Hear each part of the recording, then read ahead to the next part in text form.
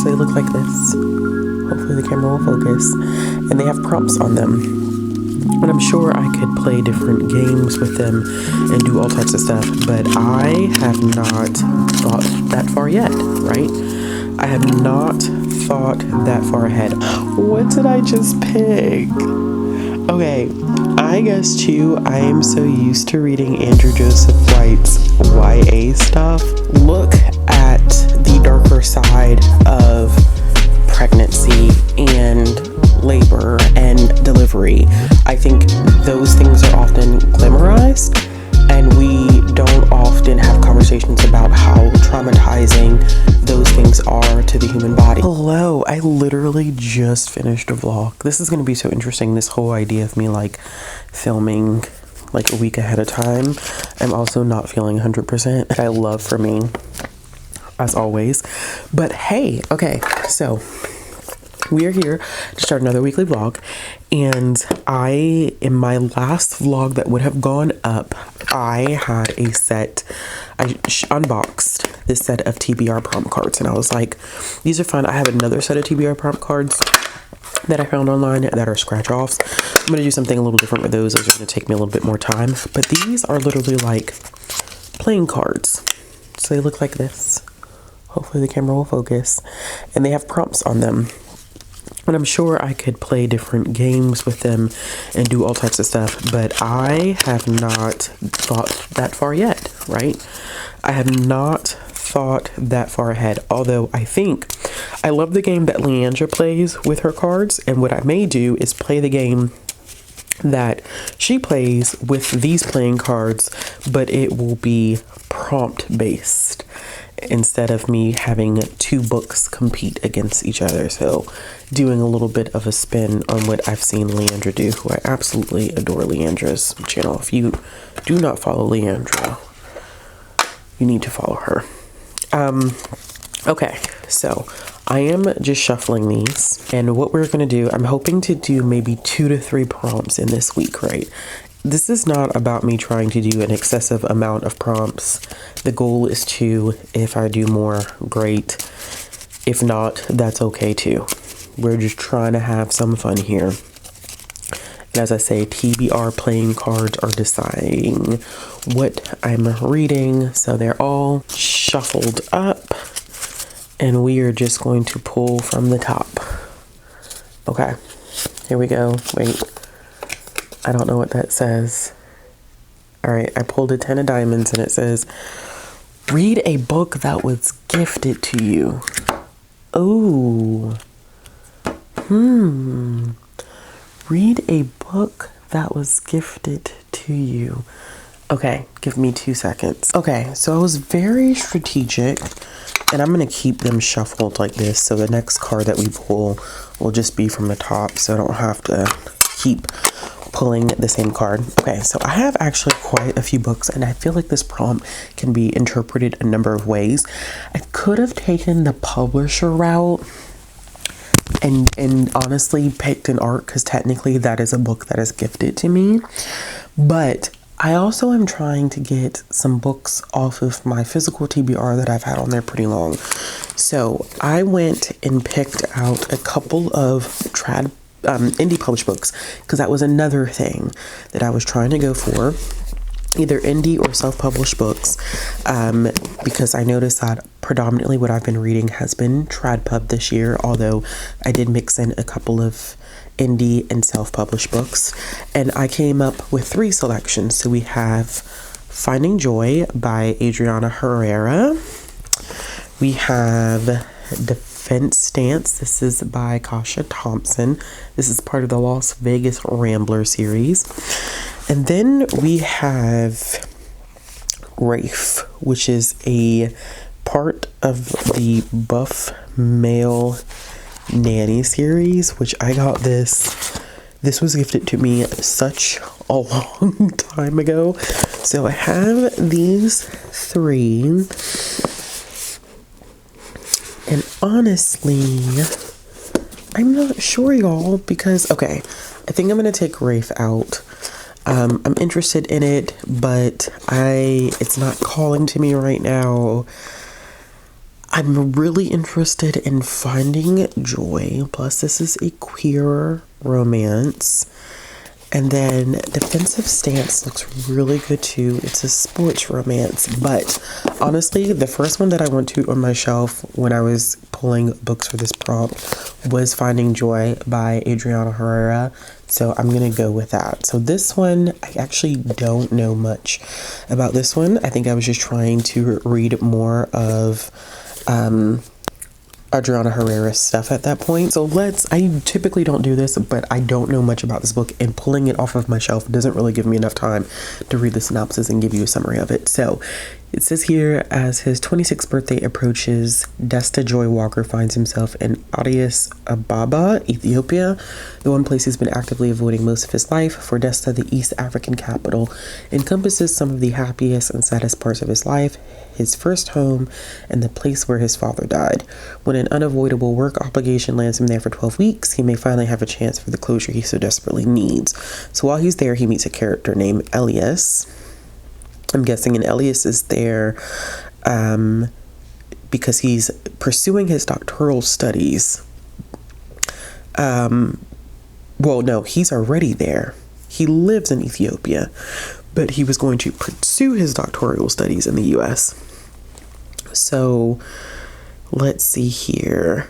Meeting Desta, the Dominican American emergency relief worker with the easy smile and sad eyes, makes Elias want things he's never envisioned for himself. Rediscovering his country through Desta's eyes emboldens Elias to reach for a future where he can be open about every part of himself. Okay.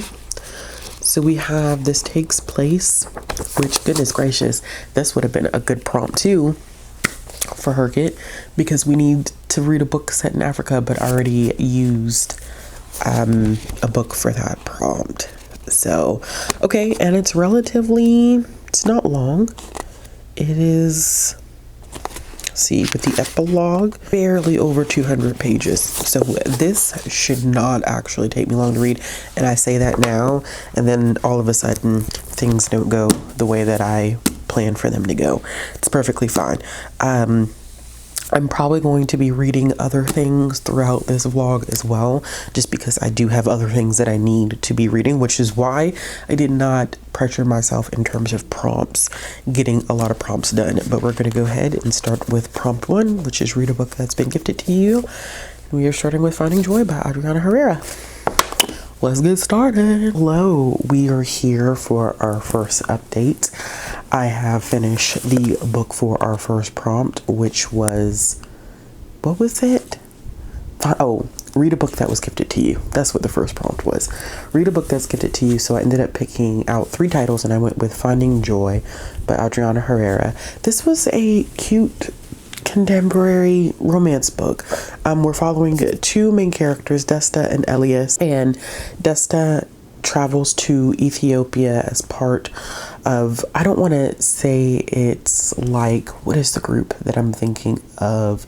Like Peace Corps, but it does have that feel to it, and he has some history there in regard to his father and his mother, so it is kind of like a painful trip for him, but he's still going to do some work, and then while there he ends up meeting Elias, and it's kind of about them figuring out their romance, but also being in a country where it's not safe to come out as queer, and how do they decide to pursue or not pursue a relationship. There's also some familial things going on in here, but I did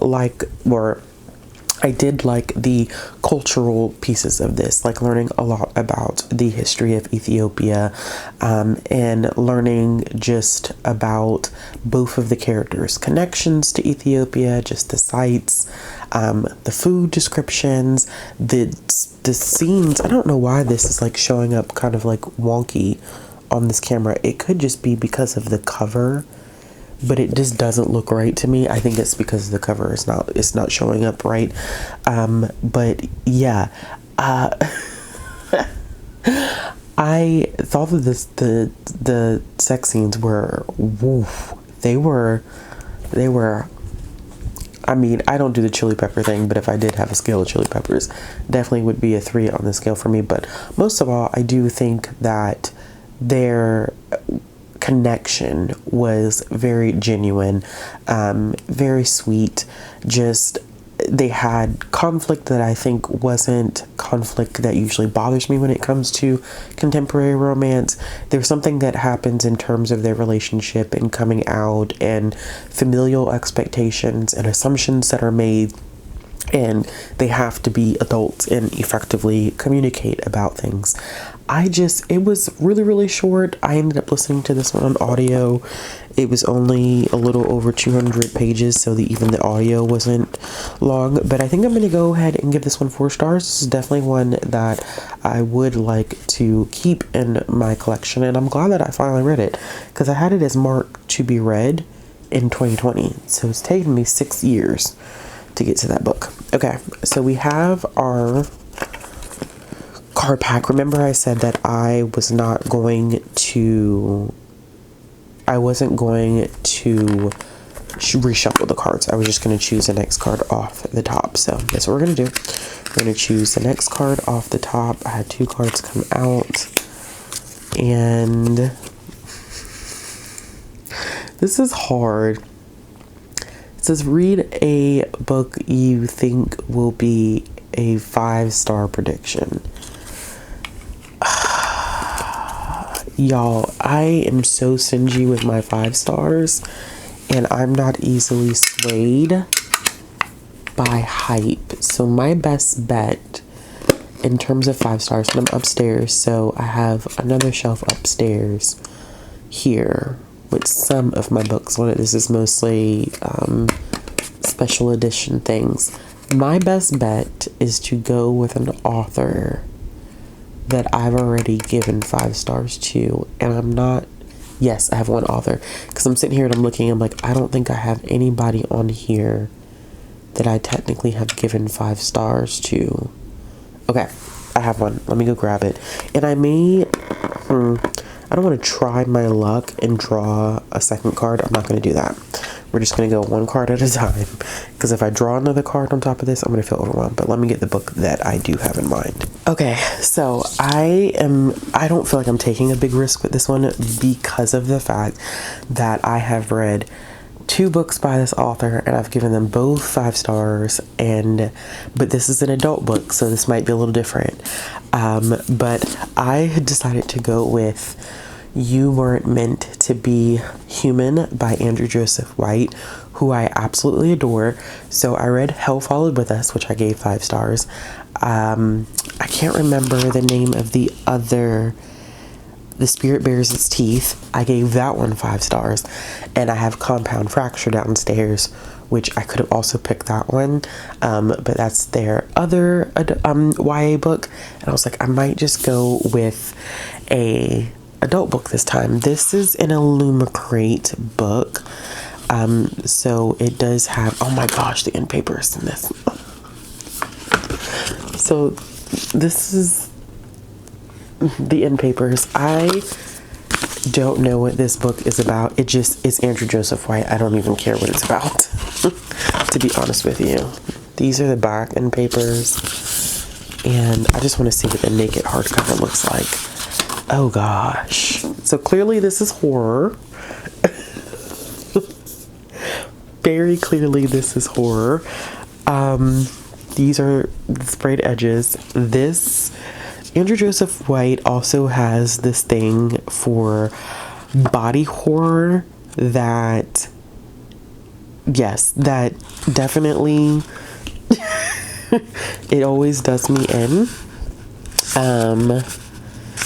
It says here, in addition to graphic focus on pregnancy, miscarriage, abortion, and childbirth, You Weren't Meant to Be Human contains depictions of suicidal ideation, self-harm, violence, sex, and abuse, sometimes alone, sometimes combined, sometimes indistinguishable one from another. Okay, so this is going to be a dark and heavy read. Let's read the synopsis here, because this is what I get. This was the perfect 5-star prediction, because for me it was just like, it's Andrew Joseph White. Of course I'm gonna love it. Let's see. It says, you've made it. You are safe. You are home. Festering masses of worms and flies.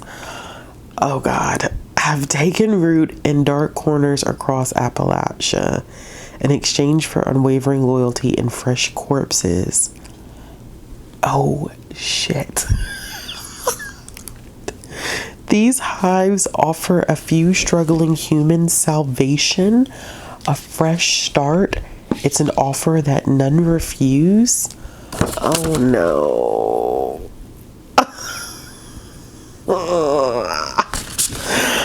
I am going to struggle. Crane is grateful among his hive's followers.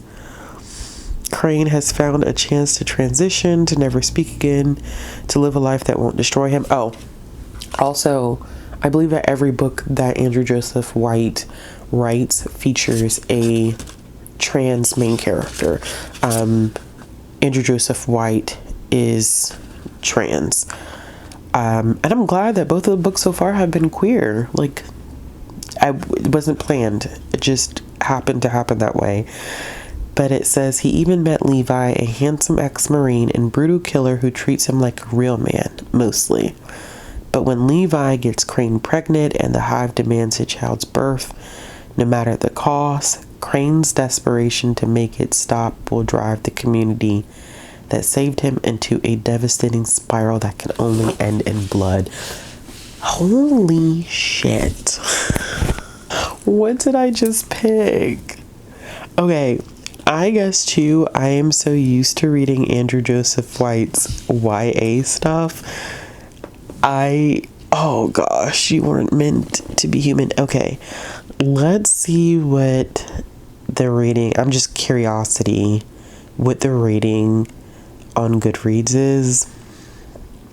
And it has 10,000 ratings attached to it with a 3.87.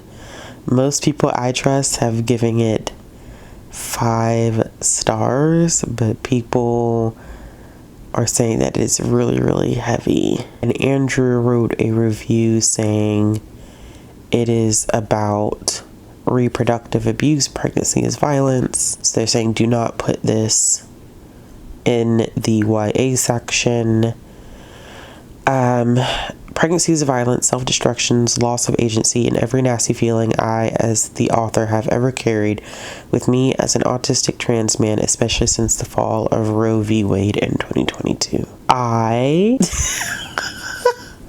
don't have the words. There are no words. We're gonna do this. I'm not gonna back down. Nope, I'm not gonna back down. It's actually not that long. I think it's just the way that it's printed. It feels like it's super long, but it actually isn't. It's pretty spaced out, pretty big. It's a little over 300 pages. I am going to read this one physically. Is this hand signed? I think the section might be hand signed. Okay, I'm gonna read this one physically. And we're gonna jump into it. Yeah.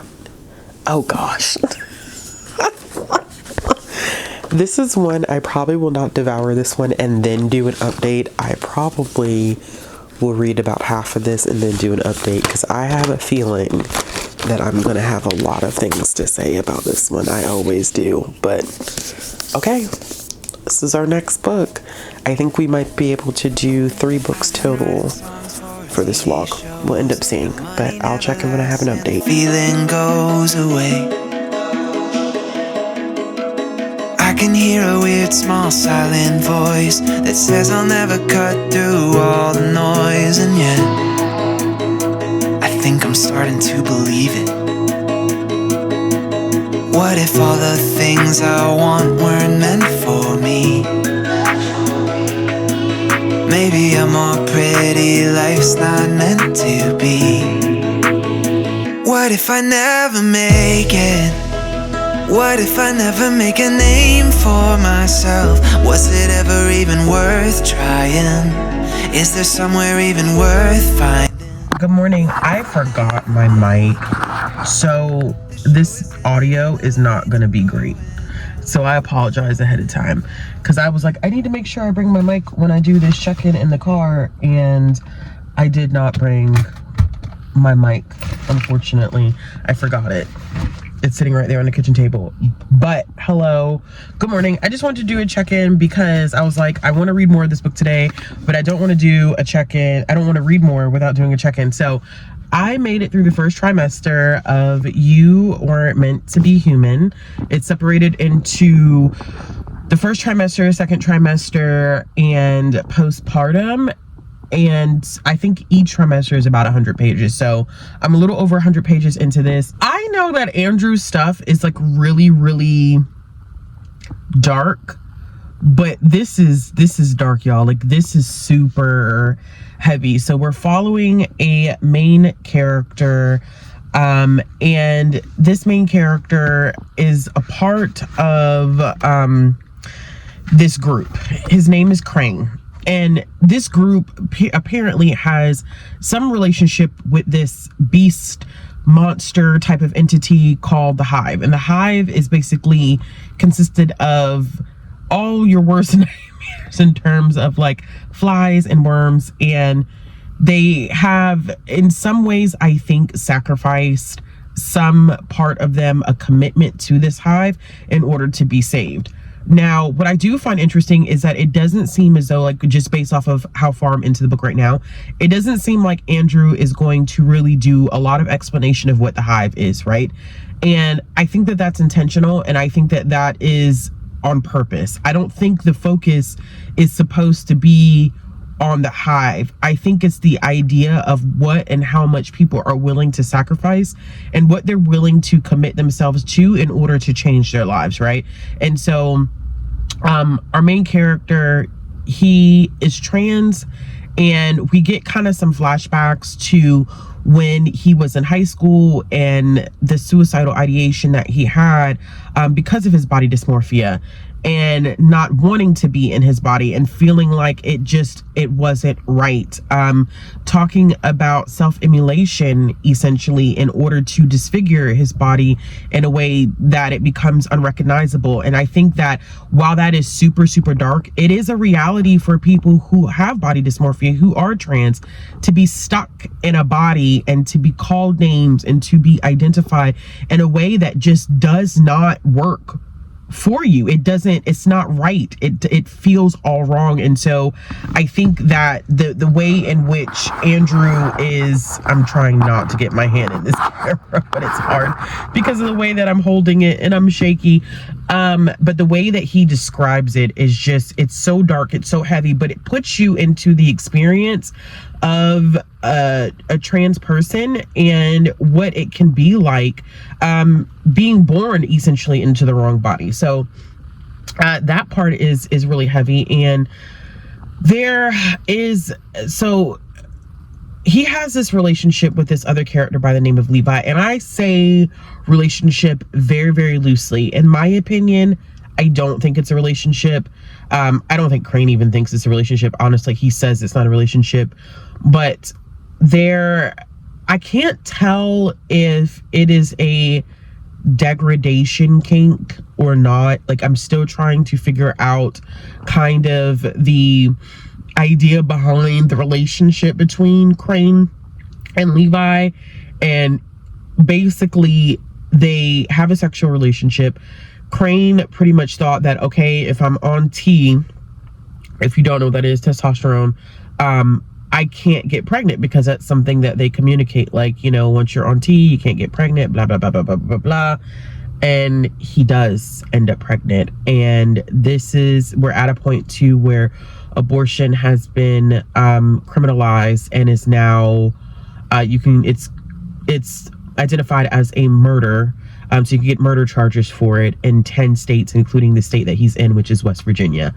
And so we're running into this dilemma, and what we're finding out now is that actually the Hive wants the baby. Now, why? I'm not sure. And I wonder sometimes if part of me feels as though the Hive is indicative of societal expectations of society as a whole, right? And I'm gonna keep reading because I feel like there's an allegory there. There's a bigger picture there beyond horror. I think that Andrew Joseph White uses horror as a catalyst for social commentary, which I know quite a few horror authors do that, because I think that horror is a vessel for real life experiences. It is the perfect genre, and I don't know why I don't read more horror, because I think when I think horror, I think slasher, and that's not always the case. I do think, like, I've read like Tenerife Do and stuff like that, and I do think that it can be such a great catalyst for social commentary, especially when we're talking about the horrors of the human experience. And I think that that's what Andrew's doing here. If you cannot tell, I am really enjoying this book. Do I know if it's 5 stars yet? I don't know, but I do think that Andrew always makes me think in different ways, and it's always about experiences that are not my own, which is why I'm always big about reading, building empathy, and reading about other people's experiences, because I just can't imagine the horror of that feeling, right? I can't, like, not your body is not your, like, that, just the idea of that, just, you know, that's hard. So I'm gonna read. I have to go into work. But I'm gonna read more of this. I think I'm gonna do another update when I get to the second part. This is also a book that I would not listen to on audio. I think that it's a quick read. Like, I'm flying through it. It took me 24 hours to read the first 100 pages. And that's with me doing a million other things. I think that this is one that needs to be physically read. So we're going to get through the second trimester, and once I get through the second trimester, I will give y'all another update. I think that I will have time to do at least one more TBR card pull, so we'll see what ends up happening. Hey y'all, so I wanted to do a really quick check-in, not really like super quick, but a check-in before we head out. This is my first time filming a clip in front of this bookshelf, which is the latest bookshelf in the house. There's another one that my foot is tapping that's going to go up eventually, but this is where I keep all of my special edition stuff in the room. So first things first, I'm the greatest. I'm just playing. I wanted to give you an update on You Weren't Meant to Be Human. I am 215 pages into this. So I just finished the second trimester and I'm into the third trimester. This book is gruesome and dark, but a really good, I think, look at the darker side of pregnancy and labor and delivery.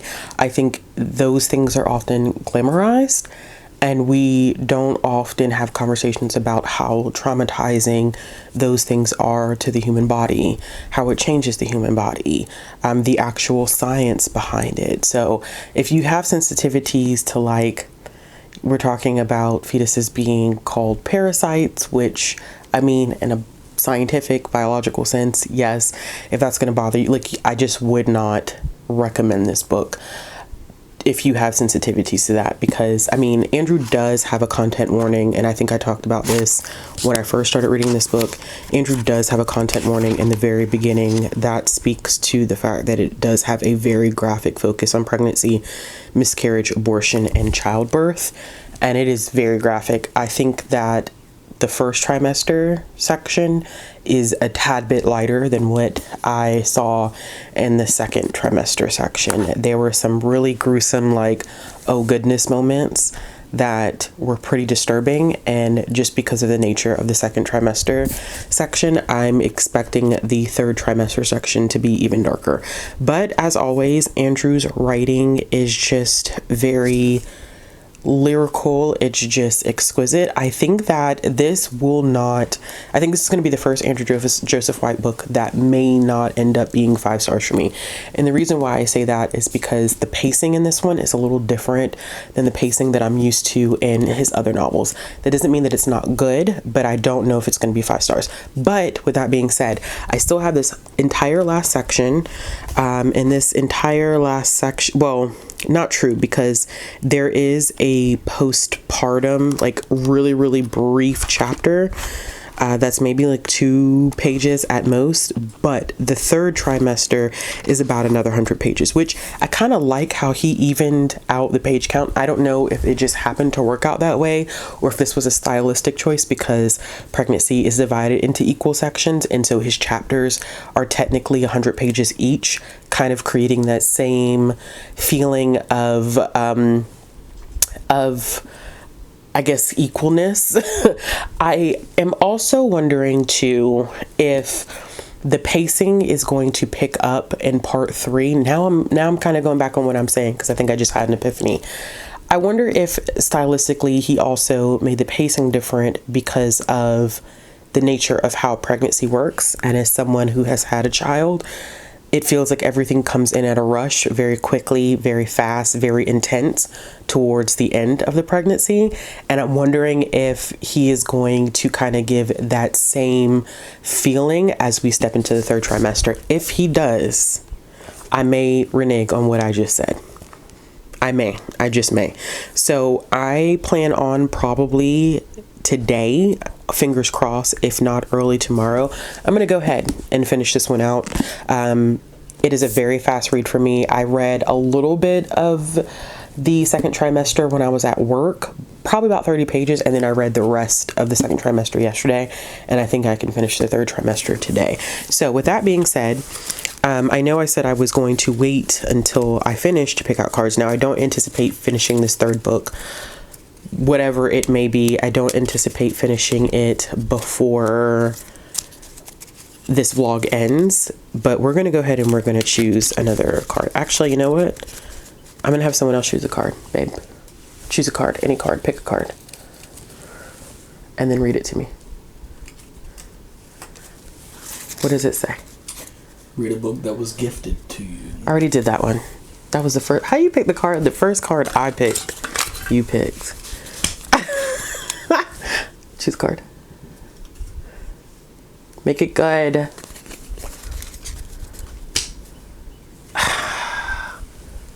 It's an ace, and I still don't know what these cards mean. He's doing a horrible job. Thanks. Okay. Read a book from an author's backlist. Read a book from an author's backlist. Hold on, let me check. I'm gonna check these shelves first behind me and see if there's anything that I consider to be a backlist book. So I'm gonna consider backlist anything that's older than something that they currently have published. So we're gonna go with that. Since there's not a timetable, let's see if I can find something.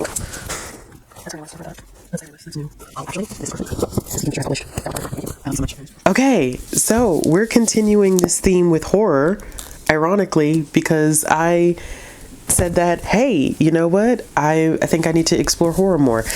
I have the Owl Crate editions of, I forget what the name of the actual series is. So y'all don't kill me. I will put it on the cover. These are backlists for T. Kingfisher. She has published a couple of titles, more than a couple of titles, I believe, since these were just backlist titles that got a special edition treatment. So we have What Moves the Dead, What Stalks the Deep, I think is book number 2, if I'm not mistaken, and then What Feasts at Night. And so these are novellas. And so they're relatively short. Let's see, the first one is only 165. No, that's the author's note too, I believe. Yep. 158 pages, not including the author's note.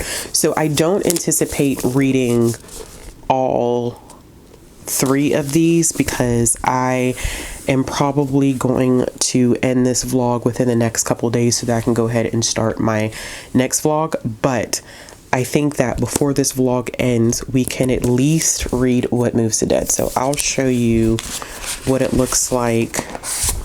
This is what it looks like without the dust jacket, and it's the Sworn Soldier series, which my only qualm about the way Owl Creek did these is that the actual series name is under the dust jacket as well as the actual number of the book, so you can't really see it.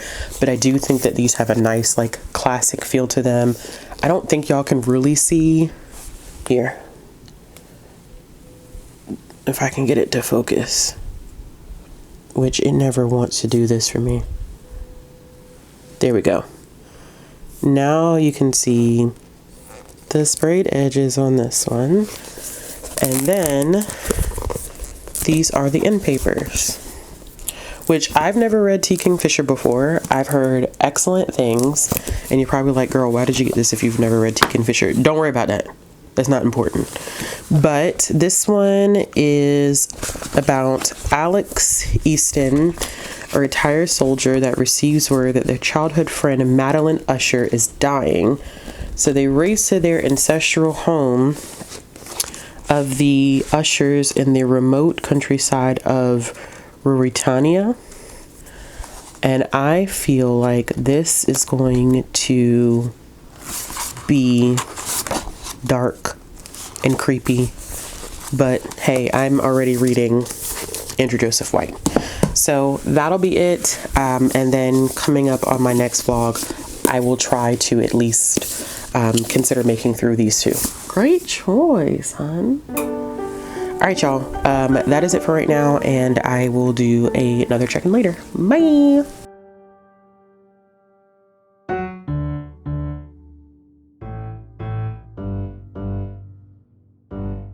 You're just standing on the cusp of what's okay and not morally gray, textbook insane. Now I'd like to draw this line you've crossed so many times. At this point I'm out of mind. I used to do clips outside all the time, and now I don't. So this last clip, you're definitely going to hear the elements. It feels really good outside today, though. It is cool. It's not hot. It's not cold. It's like a mid type of situation, and it's nice that it's this cool when we are getting closer to the summer. But I just wanted to close this vlog out. I also haven't closed a vlog outside in a very, very long time, but here we are doing it. So we actually ended up finishing 3 books for this vlog, which was the goal, was to work through 2 or 3 books. The first book that I ended up finishing was Finding Joy, and then we ended up finishing You Weren't Meant to Be Human. Now, I did not do a final update for this, which is why I needed to do this clip desperately. So I'm still trying to figure out where I want to be with this book, right? Right now, I'm kind of waffling between a 3, a 3.5. This was a Andrew Joseph White book done in a fashion that I don't think I'm used to when I typically read his YA books. Now, of course, this book was going to be darker because of the fact that it is his first adult book, and we were getting a lot more complex, darker themes that would not work well for a teen audience. I still don't know how I feel about the pacing of this, right? I thought that I had kind of an epiphany about the pacing in terms of the trimesters. We get a actual chapter that's focused on the birth itself, and then we get a postpartum chapter as well.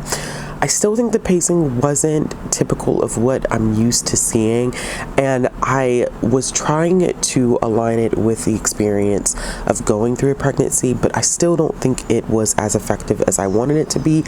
I also think that there were moments where this book felt dark for the sake of being dark, and not in a way that in an offensive way.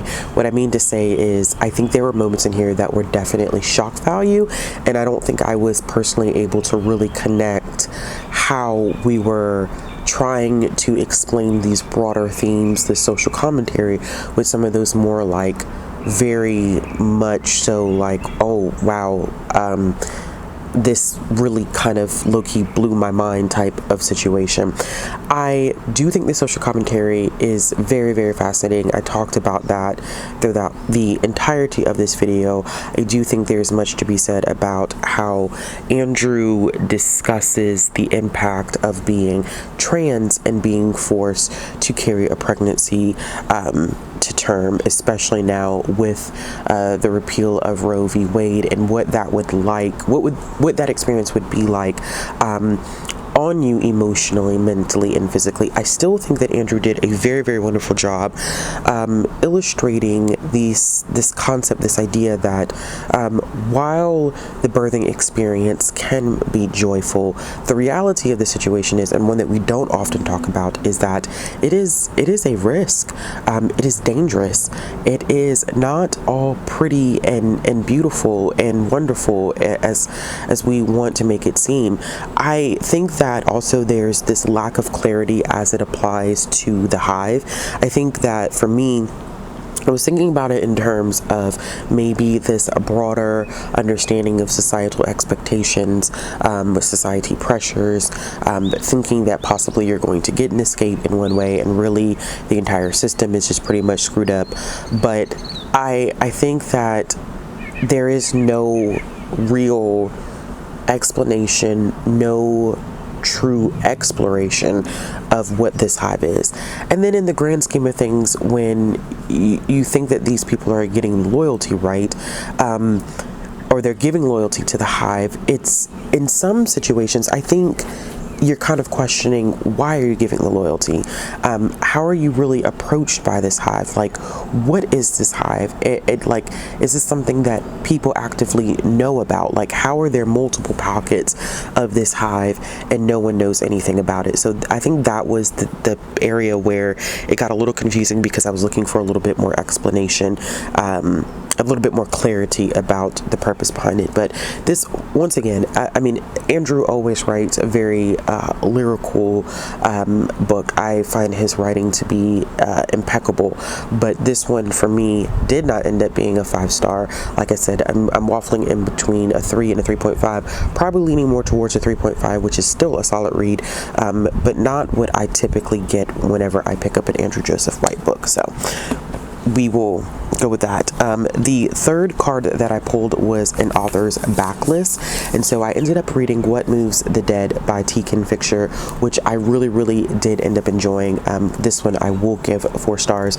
I did not realize that What Moves the Dead is actually a retelling of The Fall of the House of Usher, which I also ended up reading that, which I didn't say I was going to in this vlog, because at the time I did not know that, and I forgot that I had this collection of the essential tales and poems of Edgar Allan Poe, and as you can see, this is where The Fall of the House of Usher is, and I read it, and it's one of Poe's more, I think, lyrical, flowery, purple prosy type of stories. It's what I feel like is one of his least accessible stories. It's littered with metaphors, and you have to really dig into the meat of the text to understand where he's going with this. I was very fascinated by some of the, and I actually started looking into it, some of the almost incestuous undertones of the story, which I don't know if this story is supposed to be a condemnation of it. It's very, very fascinating reading it, and it's very, very short. It's only 20 pages. So imagine me reading that and then diving into, well, I read that afterwards, but reading What Moves the Dead and then having the context for the original tale and thinking that with that 20-something page story, T. Ken Fisher was able to give this 150-page novella that is a retelling, but very much so more, I think, it makes more sense.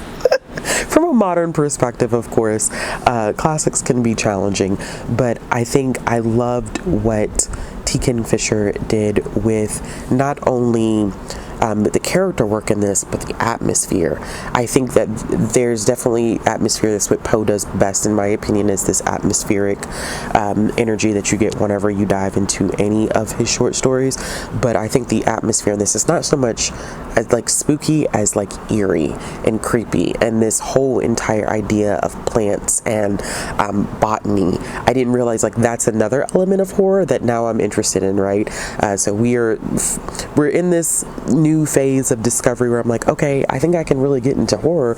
But not only that, like I know that I can handle some body horror because of what I've read with Andrew Joseph White, but now I'm like deeply fascinated by actual like botanical horror, because in this we are following a main character, Alex Easton, who is non-binary. So every book that I read in this vlog was queer. Once again, was not intentional, but it's nice that it was.